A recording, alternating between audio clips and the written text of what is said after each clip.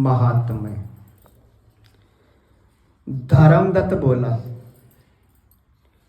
कार्तिक मास में तीर्थ करने से, व्रत नियम आदि करने से समस्त पाप दूर हो जाते हैं, परंतु प्रेत योनि में रहने के कारण उन पर तेरा अधिकार नहीं है। तेरे इस कष्ट को देख करके मेरा मन दुखी है। तेरा उद्धार किए बिना मेरा मन प्रसन्न नहीं होगा। तीनों प्रेत योनियों को देने वाला यह तेरा बड़ा निंदित पाप है। थोड़े से पुण्यों से ये समाप्त नहीं होगा, इसलिए इस जन्म में जो मैंने कार्तिक का व्रत किया है,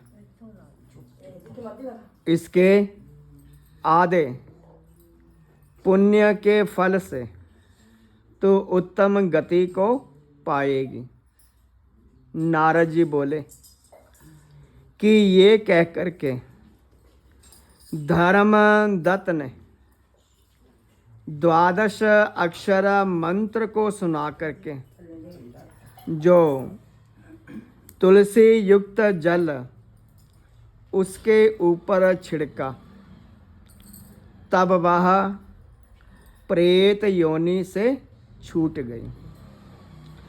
जलती हुई अग्नि के समान दिव्य रूप धारण कर सुंदर लक्ष्मी के समान होकर के फिर ब्राह्मण को प्रणाम करती हुई हर्षित वाणी से कला बोली कि आपकी कृपा से मैं नरक से छूटी, सो अपार पापों में डूबी हुई मेरे लिए आप निश्चय ही नौका बन गए हैं।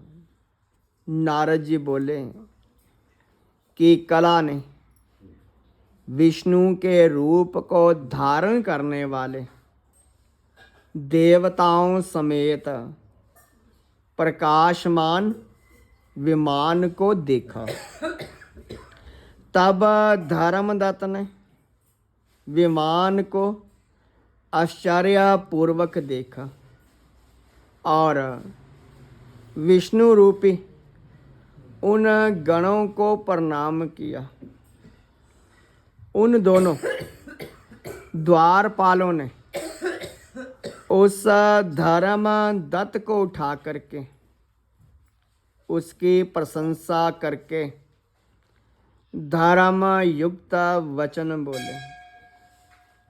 गण कहने लगे कि हे ब्राह्मण, तुम बहुत धर्मात्मा हो, विष्णु की भक्ति में सदा लगे रहते हो, दीनों पर दया करते हो, विष्णु भगवान के भक्त हो। तुमने बचपन से अब तक जो कार्तिक व्रत किया, उसका फल जो तुमने कला को दिया, उस कला के पूर्व जन्म के पाप नष्ट हो गया। तुम्हारे स्नान के फल देने से इसके पूर्व जन्मों के पाप मिट गए और हरि भगवान का जागरण करने से इसे यह विमान मिला है। जहाँ अनेक प्रकार के भोग हैं, ऐसे बैकुंठ को जा रहा है।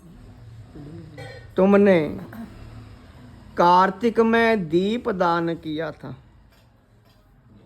इससे इसे तेज मिला, और तुलसी के पूजन से और कार्तिक के व्रत से जो तुमने इसको पुण्य दिया था, इसलिए मोक्ष को पा करके विष्णु भगवान के पास जा रही है। तुम भी इस जन्म के अंत में स्त्रियों सहित बैकुंठ को जाओगे। तब बैकुंठ में भगवान विष्णु के स्वरूपता मुक्ति को पाओगे, जिसका नाम लेने मात्र से मनुष्य सद्गति को प्राप्त करते हैं।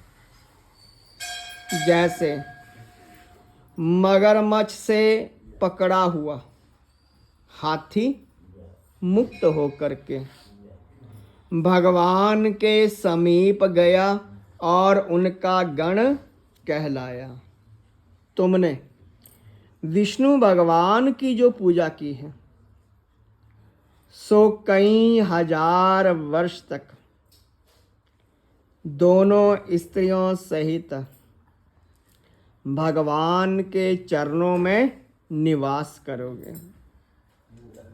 और जब तुम्हारा पुण्य क्षीण हो जाएगा, तब पृथ्वी पर आकर के सूर्य वंश में प्रसिद्ध राजा दशरथ कहलाओगे। ये दोनों स्त्रियां तुम्हारे साथ होंगी। और तीसरी, ये जो कला है वह आधे पुण्य की अधिकारिणी होगी, और वो भी तुम्हारे साथ रहेगी। और वहाँ भी तुम विष्णु भगवान तुम्हारे पास ही रहेंगे, और तुम्हारे घर पुत्र के रूप में जन्म लेकर के देवताओं का कार्य सिद्ध करेंगे। तुम्हारे इस कार्तिक मास में इससे उत्तम कोई तीर्थ नहीं है। जो भी मनुष्य इस कार्तिक के महीने में व्रत दान करता है, तीर्थ करता है, इससे उत्तम कोई व्रत नहीं है। वह मनुष्य बैकुंठ लोक को चला जाता है। बोलिए श्री विष्णु महाराज की जय।